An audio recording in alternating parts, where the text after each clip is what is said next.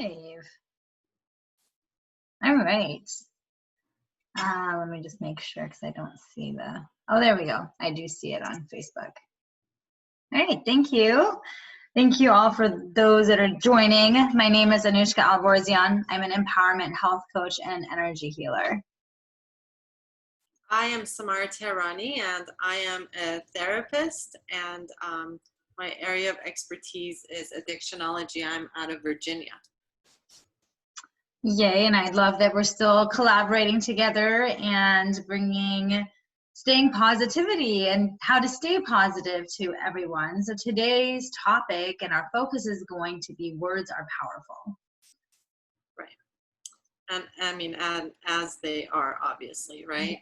One of the things that we learn, I think, very, very young as we start to speak is the power of words. And then I think as we get older, the automatic unconscious speaking, that power to us starts to lose its value.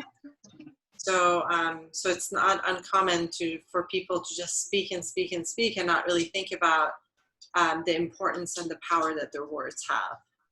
Yeah, it makes such a huge difference. And on top of it, words have energy to them. And for instance, one of the things that I've been working on shifting my words for years now, since The Secret, really, since when I learned about law of attraction and how certain words just bring out more negativity, positivity. That's one side of it.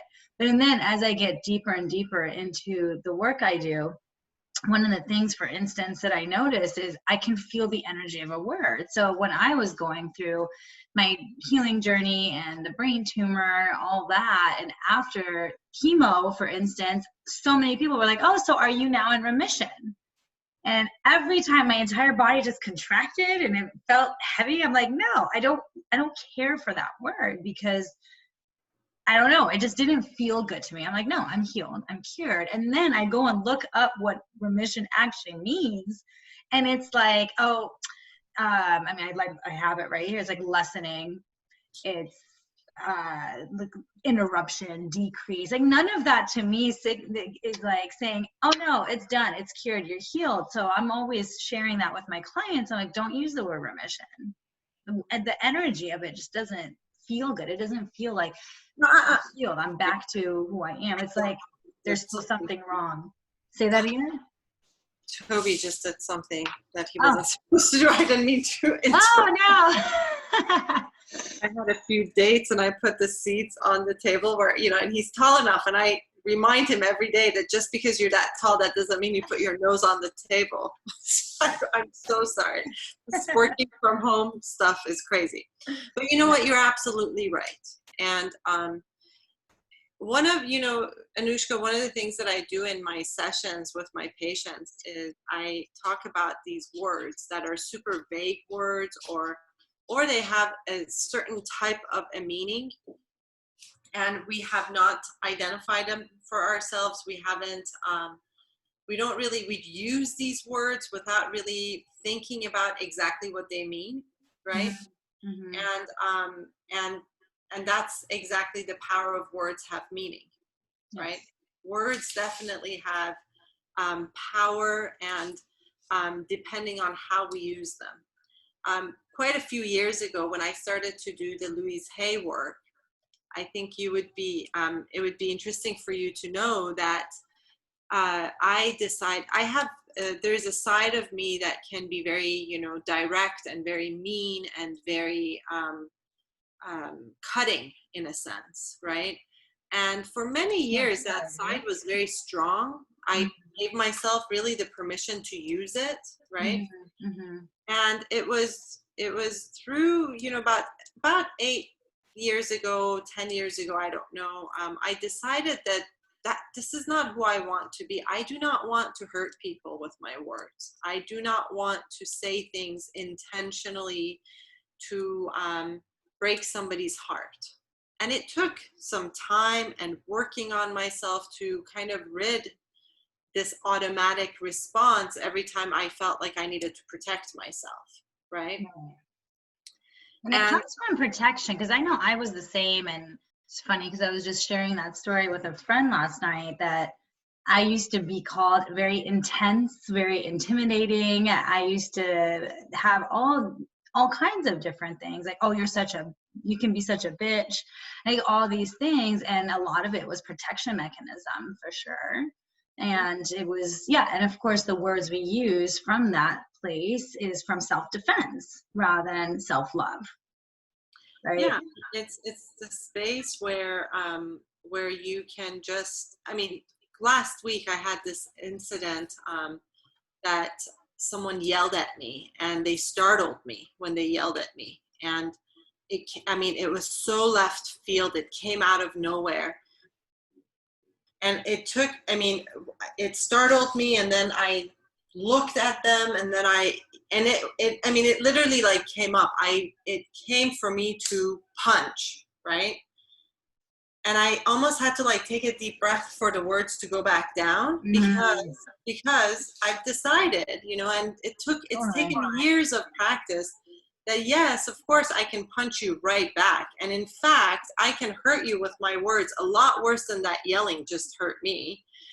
But then recognizing that when you engage in that type of interaction with your words, you're really hurting yourself a lot more than you could possibly hurt the person who's recipient of your words, right? Absolutely. So that's one aspect of understanding that you have a lot of power in the meaning that, in the words that you use. Okay, so that's just one side of it. But then to really kind of now turn this around and talk about the importance of how we choose to use words to for the embetterment of our lives, right? How do I make my life better choosing, the words and being conscious of how I speak, right? So, I hear... That's what I want to actually point out, because one of the things that you said, you've done a lot of work. The work that I see is being aware, having consciousness around it. And I actually have this whole, and I did this in my event where I had a word replacement challenge, because we use words, and it's a cultural thing, right? We use it unconsciously, not realizing what it is that we're saying, and then creating more of it. For instance, I have like a whole list of like, people are always like, I'm overwhelmed or anxious. Well, that to me, it really, what is that even? What is that? There's no such thing. It's just a creation. It's something we're feeling internally. And instead of saying, oh, you know what? I actually just feel alive because I'm feeling feelings right now inside of me. So it's an alive feeling, rather than being like, oh no, this is an anxious feeling, right? So there's like so many different, or like busy. That's one of the things I love with like busy, is like, oh, I'm so busy, but it's like, well, you can be busy doing nothing. And you can say, hey, I'm productive. I've been productive today, right? So that's another piece of it, is like the whole consciousness of it. And that's like really wanted to point out. Absolutely. And initially when you go on this journey, obviously, there are times that you're not as successful, and there are times that you're paying way too close of attention, so you're missing other things. But it's a shift, and a shift requires you to have this kind of a grit mentality of sticking to it. And committing to the process of changing, and committing to accepting the fact that we all come with our good and our bad, and I've identified something that I want to shift and change so that it serves me better in life. At the end of the day, that's all that this is all about, right? Like, how do I want to live my life, and what do I want to be remembered, by? And I think what we choose and to express ourselves as far as language is clearly very, very important. Yes. And Navid Shamu is having a few comments here on Facebook, so let me go ahead and read those. So first he said, does that work with reality acceptance? I believe we create our reality. That's my belief, and it's more than a belief. I feel like that's just is. and our words create our reality. And that's actually one of the reasons why I'm a huge believer with word replacement. And it's just being aware of all the words you use daily and having that shift slowly, right? Like, for instance, if you're saying I try all the time, you're like, I'm trying to do this, I'm trying to get this done. And well, you're either doing it or you're not, right? So a lot of people are saying try, and I'm like, well, you're either doing it or not. Like, there's no try, right? And so it's like just being aware of your words, to me, is what creates reality. He made a few other comments, but I want to see if there's anything else you wanted to share around that. Is that word acceptance? Oh, there's yes. I don't have my glasses on. Well, the other one says which totally what is it? Right? I remember growing up, and this was a common phrase that was used as far as discipline, right? And not like disciplining me, but learning to be disciplined speakers, yes. Mostly in Farsi, because eloquency of language is important in our culture. I think that when, first of all, like, and you know, and this is not an unknown fact, I cuss a lot, you know, I drop the F-bomb a lot, you know, and yeah.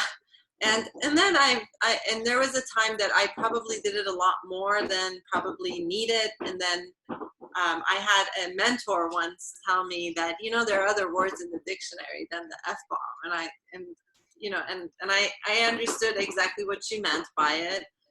And then I decided to kind of clean up my language a little bit, right? And learn where it is that I can freely, openly use it, and where is it probably best not to, you know. And I remember my parents were just besides themselves when I would, you know, my very studious parents were like, you've got to be kidding me. Did you come from us, you know? Clearly one day in the car, my dad was like, you know, they can't hear you, but I can hear you. And I was like, okay, I got to clean it up a little bit. I think my mom just got used to it. You know, I would say my friends have gotten, for the most part, used to it, you know.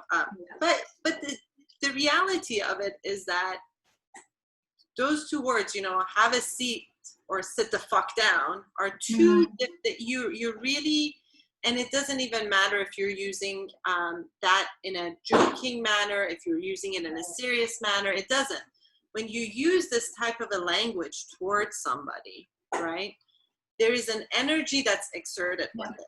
That's exactly it. It is what it is. You know, at the end of the day, it is what it is. So here, we're not obviously teaching people how to speak or how to express themselves. We are just saying, you know, take into consideration that the language that you use and how you address people and the emotion that comes with it carries energy.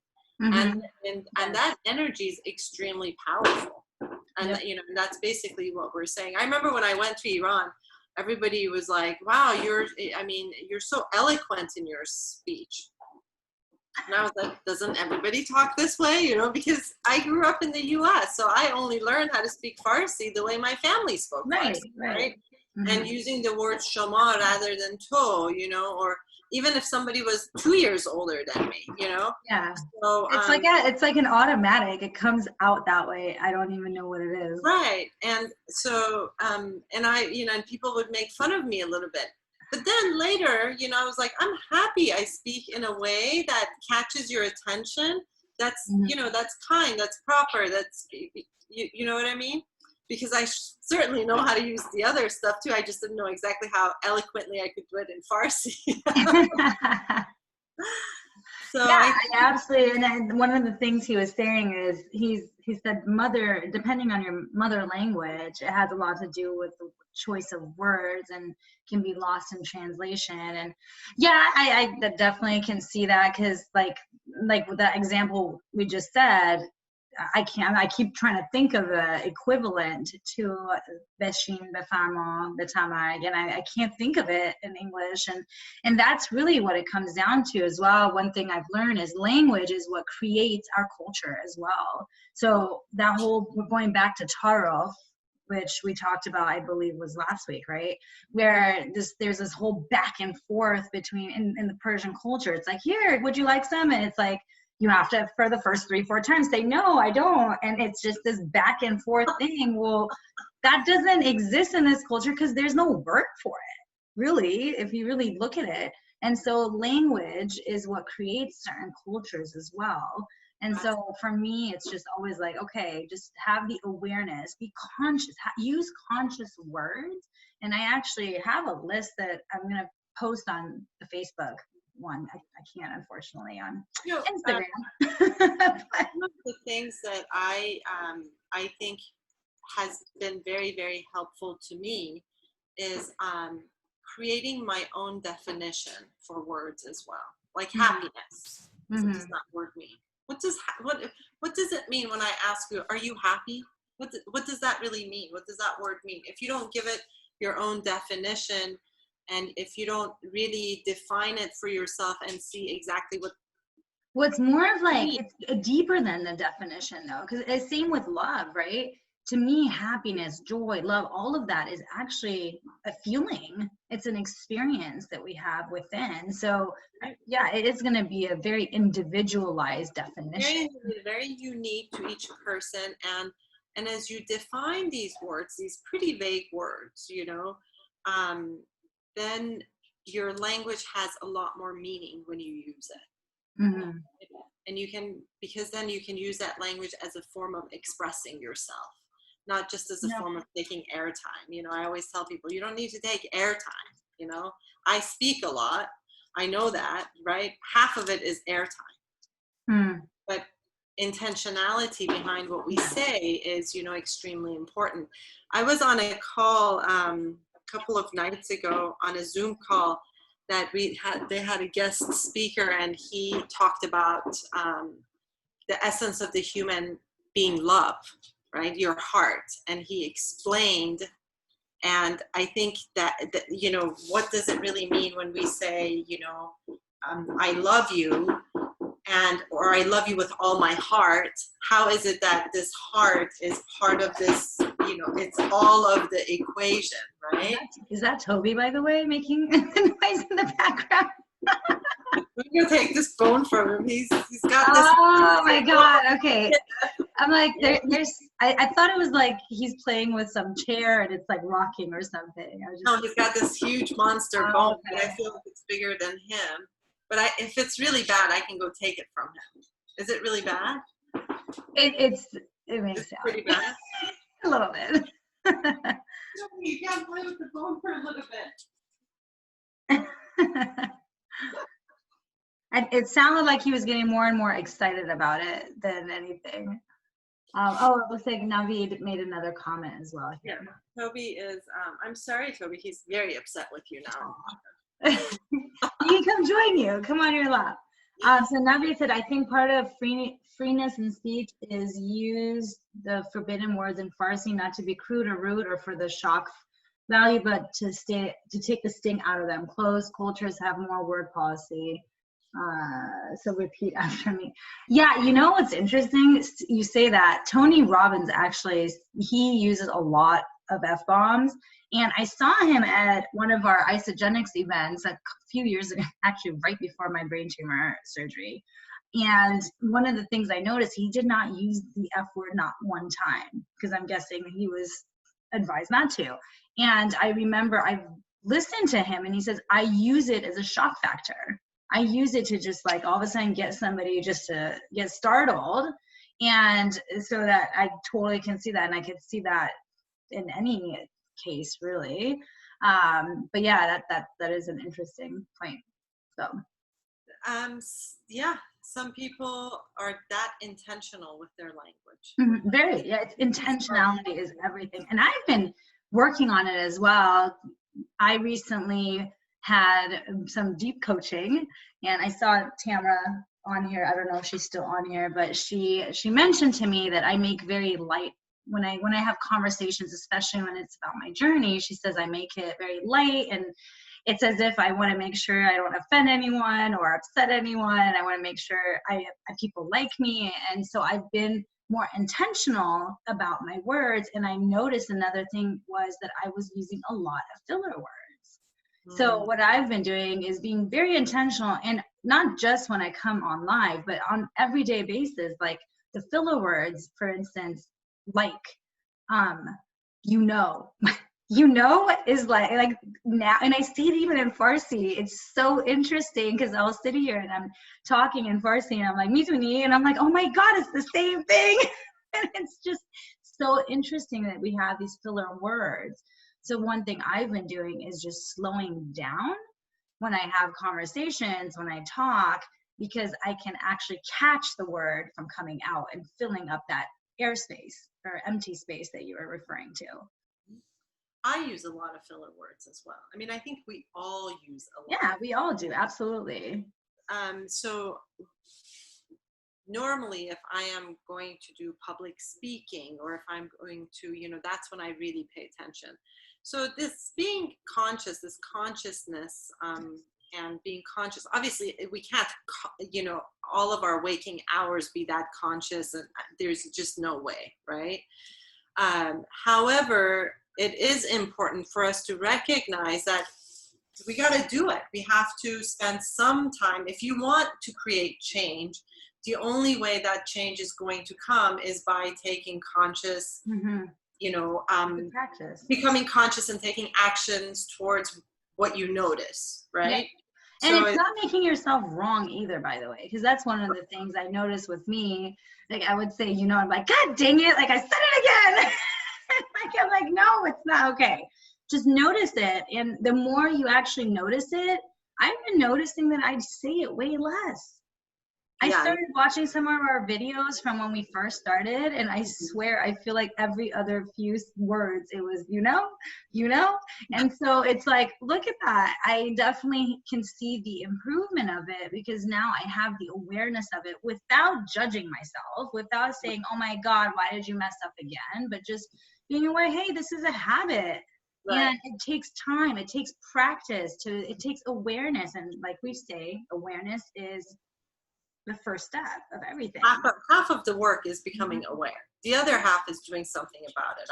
I mean, this is like my sentence to every person that I work with. Half of the work is becoming aware of what is going on. What are you good at? What are you bad? What are you, what is it that you want to change? What is it that you want to keep? Becoming aware. That's half of it. Yeah. And I say 80% is awareness. So, and then the other half is you got to do something about it. You have to take some actions. Take some actions, and consistent actions too. Exactly. That's the key, because you can't. It's like physical workout. I always relate it back to going to the gym. You can't go to the gym one time and lift some weights and be like, oh my God, where are the muscles at? Like, no, you got to consistently do it in order to start seeing change and growth within your body. It's emotional muscle building. It's the same exact thing. So yeah, I feel like, let me see if there's any, I feel like we covered quite a bit with words of powerful. If there's a couple of people that I know, the Gilly Show's watching, Nasrin June's watching, hi.